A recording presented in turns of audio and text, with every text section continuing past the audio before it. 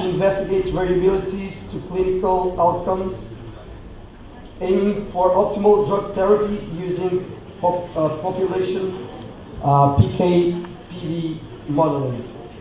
She has recently completed her postdoc at the University of California, San Francisco, USA, as a Fulbright scholar. So, a warm welcome to our next speaker.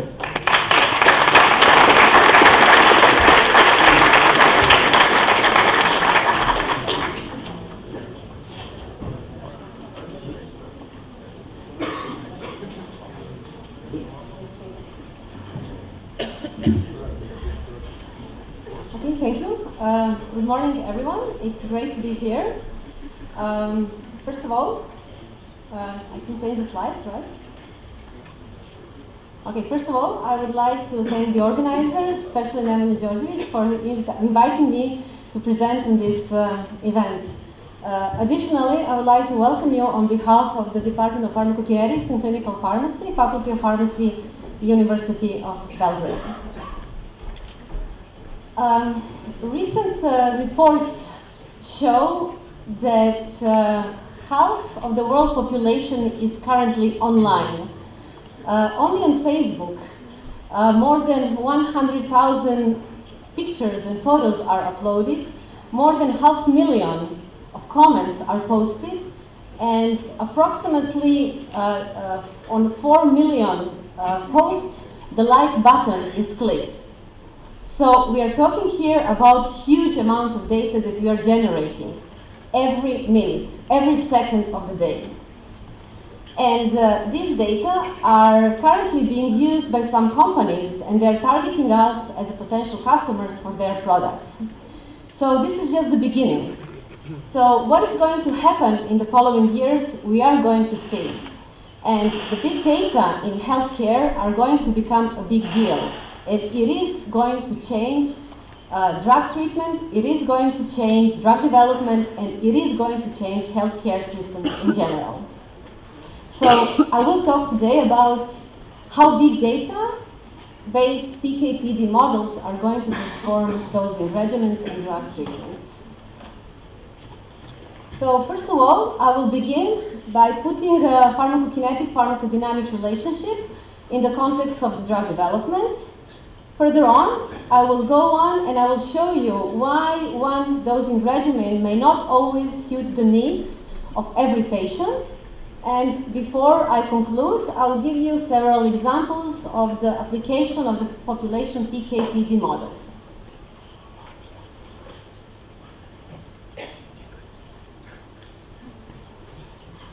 So, when we give a drug, what we expect is to slow down or completely stop disease progression. And it looks pretty simple and pretty easy. However, between dose and the dosing regimen and the response, there are a lot of processes going on. And we can simplify them by saying that there is a pharmacokinetic of the drug. So pharmacokinetics actually is telling us how the body is affecting or impacting the drug and what is happening with the drug in the body. Whereas pharmacodynamics is telling us how the drug is influencing the body and what is the reaction that we have after we apply or after we give a drug. Clinical trials are designed in order to study pharmacokinetics and pharmacodynamics of the drug, and the PK/PD data are being generated during the clinical trials. So we collect data, we analyze them, we estimate several parameters, and these parameters give us these very nice curves that are presented here. So ultimately, when we connect pharmacokinetics and pharmacodynamics of the drug, we can get some PK/PD relationships, and these relationships can be explained by using some very complex mathematical and statistical methods. So PK/PD models will tell us what dose, how frequently, and for how long should be given in order to reach desired therapeutic outcomes. So you all know and you're all familiar with the drug development process.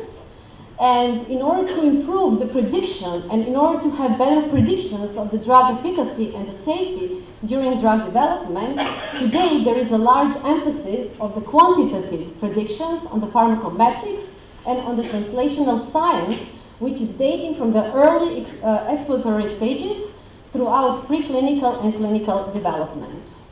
So ultimately, in the clinical trials, we have several phases, first, second, third, and so on. And each of these phases is designed in order to answer a particular set of questions. So the goal is to bring effective and safe medications to the market. Regulatory agencies are giving the approval for a given drug for a specific indication in the specific patient's group using specific dosing regimen, which is based on the evidences that we generate from the clinical trials. So, clinical trials are nowadays the gold standard for drug approval. However, the drugs are being studied on a limited and sometimes selected, precisely selected group of the subjects. So when it comes to the market, what we would like to know is that how a specific drug is acting or behaving in a different age groups. So we would like to know how a specific drug is behaving if we give it to the patient who has 2, 3, 5, 10 comorbidities. How the drug is behaving if we have different stages of the disease. So this is the information that we cannot gain from a limited duration of the clinical trials and from the limited number of the subjects which are included in these trials. And what we want in the practice, we want effective, we want safe dosing regimen to each individual patient. So, patients respond differently because they're different. We're all different. Diseases are also different. Even the same disease is not sometimes same in the different patients. So we would like to know why giving the same dose of the drug sometimes relates to the different exposure in the body. Why same exposure or same concentration sometimes corresponds to the different effects. Who are hard to treat patients? Who are responders and who are non-responders? Is it because there are differences in the design of the clinical trials compared to the clinical practice? Is it because the surrogate endpoints that we are using in the clinical trials differ from the clinical outcomes? Do we need, and how much do we need real-world research? So the bottom line is that one size doesn't fit all. One dosing regimen cannot fit and may not fit the needs of all patients. So what we want to learn and what we have to assess is the variability. So the magnitude of the variability is very important. And in order to have dosing regimen for every individual patient, we have to address and we have to resolve the variabilities. And the goal is to have the right treatment for the right patient using right dosing regimen right at a time. So how we can do it? We can do it by increasing the data. So if we have more information about the patients, about the subjects, and if we use appropriate methodology, then we can get new information, we can gain new knowledge. And the goal of the health informatics, of the pharmacometrics that are being used today in the clinical trials, is to improve the quality of the healthcare by making the drugs more efficient and less expensive. So, we have two aspects. The first aspect is data. As I said, we generate data from the clinical trials. Recently, there are some publications that show that if we integrate or if we pull the data from the different clinical trials and analyze them all together, we are going to gain some new knowledge. So it's not only about the quantity of the data, maybe it's the way we look at the data. So nowadays we are having more and more so-called individual level participant meta-analysis. This is one thing. The other thing is, let's use the data which already exists. I'm sure that all of you here, you have smartphones, and as you walk, the smartphone is counting your steps. It can count the heartbeat and so on and so on. So we can use this data as a potential data for predicting maybe some diseases, for predicting the treatment outcomes and so on. This is one thing. Another thing is electronic health records. Already there are clinicals and there are clinical words which are paperless. So there are no papers, there are no paper records, everything is electronic. So let's use this information in order to assess, in order to address the variability. And another thing which is actually the driving force of the big clinical data and the big data in healthcare is actually genomics. Human Genome Project has ended approximately 15 years ago, and nowadays it's pretty easy to sequence human genome, and it's also pretty cheap.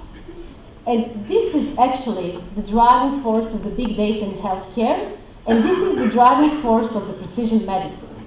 So precision medicine is actually taking into account the individual variabilities in the genes, in the environmental factors, in the lifestyle. Why it is important in the perspective of PK/PD?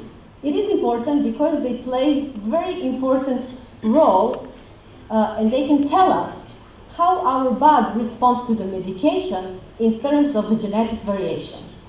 So if we use this information, maybe we can predict PK and PDs of the drugs. So how to analyze this data? Obviously, the traditional way of analyzing data is not sufficient enough. And that's why today we're moving to so-called population modeling. So population modeling is a tool which actually analyzes all data from a population at one stage. So we're looking all data together and we want to see what is the population trend of the PK profile. So we address the parameters at the population level. On the other stage of the analysis, we can see that there are differences in the concentrations, and hence there are differences in the PK or PD parameters. So for example, in this drug, there are patients who have high and who have low drug clearance. Why is that? Well, this model tells us that it is because the clearance is dependent on the renal function. So obviously, the patients who are included in this analysis, they have different renal function, and that's why there are differences here. So this is what we call inter-individual variability. If we are looking at the cancer patients, they're receiving drugs on several cycles. So we can address so-called inter-occasional variability. So if we see the differences in the drug response throughout the treatment, we can address and we can understand why it is happening. And finally, there is something which is called residual variability. It can be the measurement error. It can be because we didn't measure the drug right at the time, maybe because we didn't record the time when the sample was taken correctly.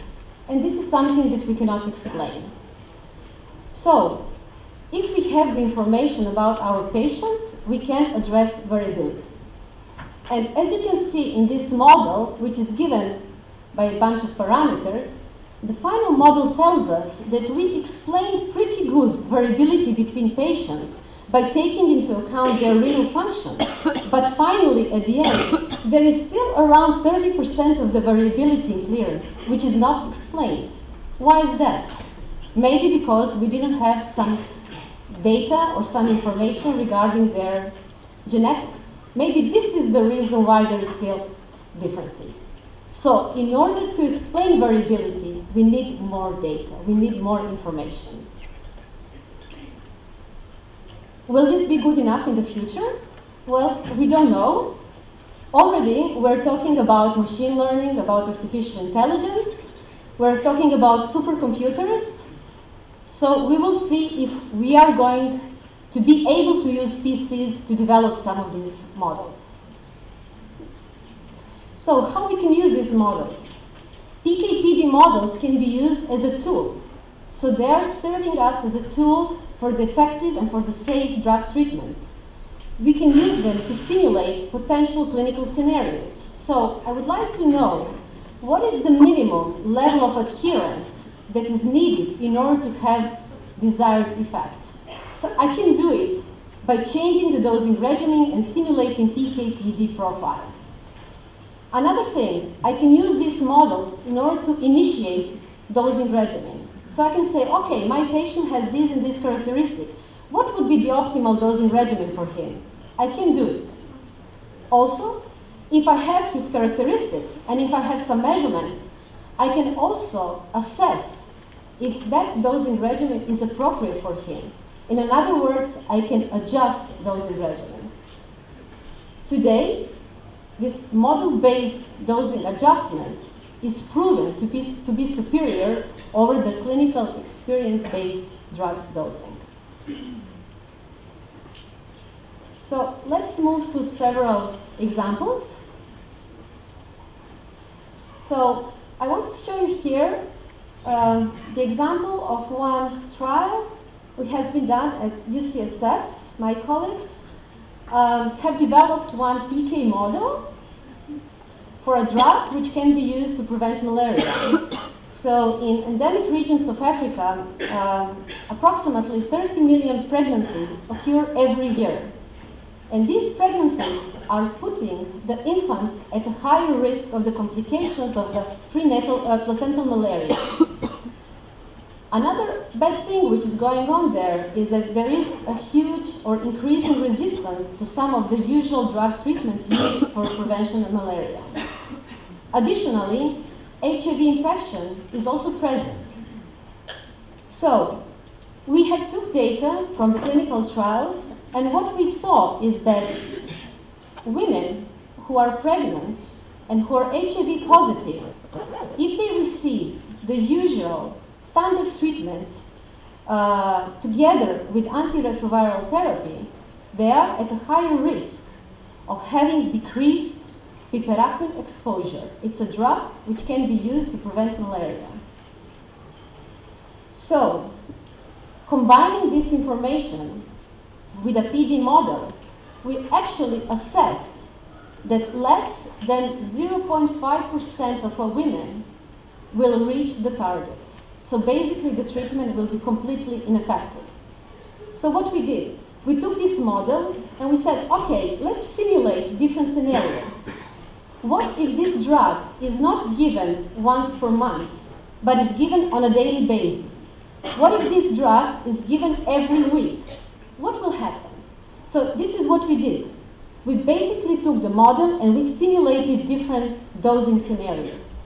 And what we observed is that if the drug is not given once per month, but is given on a daily basis, we will increase the probability of reaching the targets, PD targets. So by using the model, we can simulate potential scenarios, and this information will be used to design future clinical trials. So this is one aspect, how we use these models. Another aspect is that we can use the models to set up the dosing regimen and to adjust the dosing regimen. You all know that warfarin is a drug which shows high inter-individual variability in pharmacokinetics and pharmacodynamics. Dosing regimen is needed to reach the target INR value is dependent on many factors. It's dependent on the patient's age, on the co-treatment, on his lifestyle habits, but also it's highly dependent on genotype. It's dependent on the CYP2C9 and it's dependent on the vitamin K epoxide reductase genotype. So some models are being developed, and these models are incorporated on some web pages or in some applications, and they can be used as a tool to initiate the dosing regimen of the drug, taking into account genetic variabilities. So this is one of these tools that you can find on the web. And here, in the first section, you enter patient information, his age, race, weight, height, his smoking status, co-treatment, but in the lower part of this web page, you can enter some genetic information about the patient. And based on this information, you can predict the optimal dosing regimen. And another example is about antibiotics. We all know that there is a higher concern about the resistance. We are coming to the stage where there will be no antibiotics for some very simple infections, hospital infections. Scientists are looking into three aspects or three main components of the antibiotic treatments. So they say, okay, we have a host, we have a patient. On the other hand, we have an antibiotic, we have a drug, and we have a pathogen. These interactions are very complex. And using the data from preclinical and clinical trials, we can actually develop PK models, we can develop PD models, and we can develop disease model, or the model which can tell us how the pathogen is behaving, what is his behavior. And finally, these kind of models are very, very complex, and these models can be used to individualize dosing regimen of the antibiotics. Combining different aspects is something which is called system pharmacology. So if we use the data from the preclinical or in vitro research, if we use the data from the clinical and from the clinical practice, we actually develop very complex model, and this is what is systems pharmacology all about. So, what are the future perspectives? We need more data, and we need appropriate methodology in order to address the variabilities. If we have more data, we are able to learn something more. We are able to learn something new, maybe something better, and maybe something different. So this approach will definitely transform preclinical and clinical drug development, and it is going to transform clinical practice as well. These models are aiming to fully explain inter-individual variabilities, inter-occasional variabilities, and perhaps residual variabilities. Probably they're going to be somewhere on the cloud, so that the clinicians are going to be able to individualize treatment right at the point of care, but the final judgment is still in their hands. So clinicians will still have the power to make a decision, and they are going to weigh the risks and the benefits of the decisions they make. Moreover, the data from every new patient is going to be used to update the models which already exist. So in a way, every new patient and each data is actually becoming new data, and it is going to improve and it is going to enlarge the database. So we're not only blood donors, we're not only organ donors, we are becoming data donors as well. So the treatment and dosing regimens were symptom-based sometimes in the past. The medicine was empiric. Nowadays, we talk about population-based dosing, and we talk about evidence-based medicine. But in the near future, we're going to talk about precision medicine, and we are going to talk about algorithm-based dosing. And with this, I will finish my presentation, and thank you very much for your attention.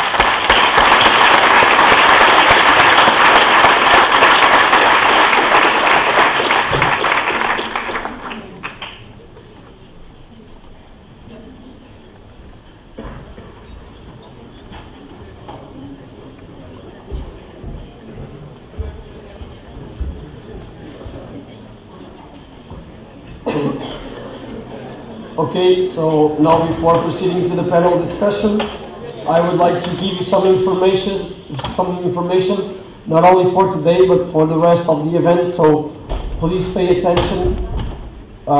So, for the Teddy Bear Hospital, it will be in surgeon names. Božidarach was good, I don't know. And this is where Pharmacokinetics was. So at Dom Zdravia Vrachar. And as well, helping team will be there to escort you all, as well as for the science excursion. Science excursion, you should meet at 9 a.m. in the lobby. It will be in the Faculty of Pharmacy and you are going by bus. Okay? For the international night, we will have, it's walking distance. The venue is the same as Teddy Bear Hospital. And of course, helping team will be there to escort you. Finally, some information about the lunch. Because yesterday the room was quite packed, today we are dividing you into 2 groups. So I will tell the groups that were formed. So starting at 1, it will be Austria, Belgium, Bulgaria, Bosnia-Herzegovina, Croatia, Denmark, Czech Republic, France, Germany, Hungary, Ireland, Macedonia, EPSA team and trainers. Okay? For 2, it will be Norway, Poland, Portugal, Romania, Slovenia, Slovakia, Spain, Sweden, Turkey, the Netherlands, Switzerland, UK, Serbia, Latvia, Cyprus, Greece, and Italy. You can also find this information at the lobby. Okay, so we ask you please to keep all of this and to try to be there on time so we can manage everything. All clear? Emotion cards or thumbs up? Needs the same. Okay. Also, something that I forgot to mention in the previous informations, we just released the methodology booklet and it's on the EPSA website. Go there, check it, provide your feedback because it's very important for us. We had a lot of work with this project and we spend you a lot, sorry for that as well.